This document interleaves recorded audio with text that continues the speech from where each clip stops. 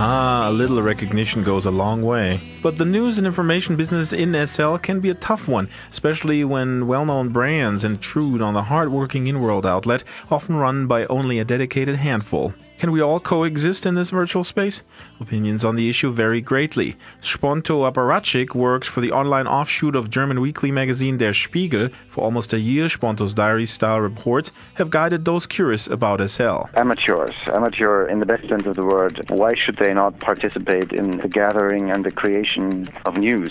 User-generated media are an increasingly important part of the media cocktail that especially news professionals use, I think. So, bloggers as worker bees supplying the pros with ideas? It's more symbiotic than that, says one of Sponto's embedded colleagues, Eric Reuters. He too is working closely with residents and says good journalism requires the same approach, whatever beat you might be assigned to. It's virtual shoe leather that you're logging into the computer. It's exactly the same as any other foreign country. It's about going out, it's about talking to people, it's about being there, it's about keeping your ear to the ground. Diligent fact-checking doesn't hurt either, something taken very seriously by the makers of the popular radio show Science Friday. Host Ira Flato says his audience increased significantly by including questions from the SL crowd. We're always looking for new multimedia opportunities. We were one of the first, if not the first, national science program in the United States to actually broadcast on the internet back in 1993. We're a science show and we're looking to stay with cutting edge. Flato plans to purchase an island physically close to science museums, educators, and geeks. With the other popcaster in SL, The Infinite Mind, he shares the advantage of not having to be too concerned about the bottom line. We don't expect to have a large revenue stream from Second Life. We're expecting that our funding from our grantees and our underwriters for Science Friday will help also carry into Second Life. The educational and informational mission of Science Friday is one shared by award-winning filmmaker Frank Christopher.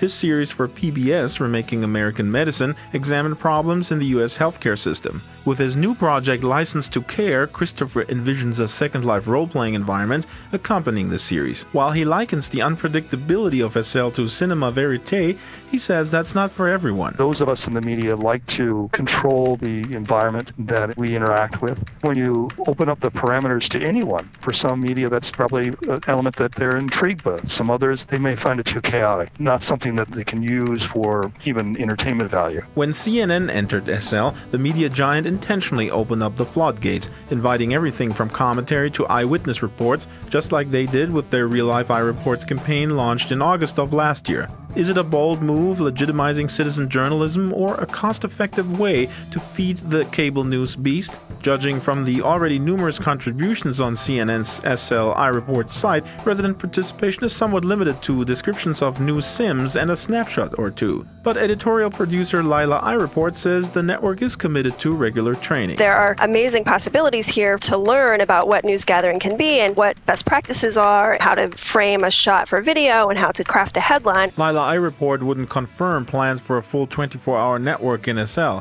Maybe that's because something similar already exists. The Australian-based Second Life cable network is currently broadcasting professionally produced content mixed with amateur programming.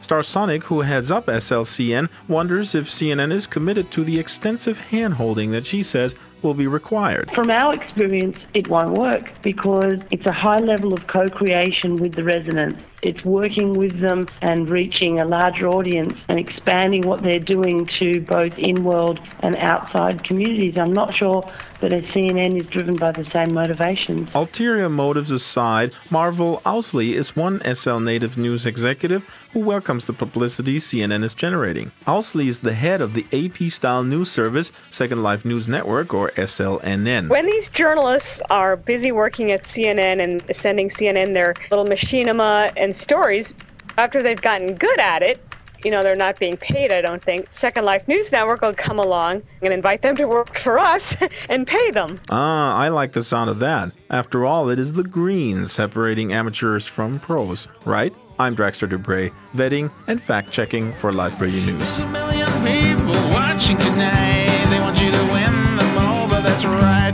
It's what you make of it, man. I can't really hold your hand. I can't really hold it. He was a poor boy, not a dime to his name. He was a sad kid on the block. What a shame, what a shame. He didn't say much other than what a see.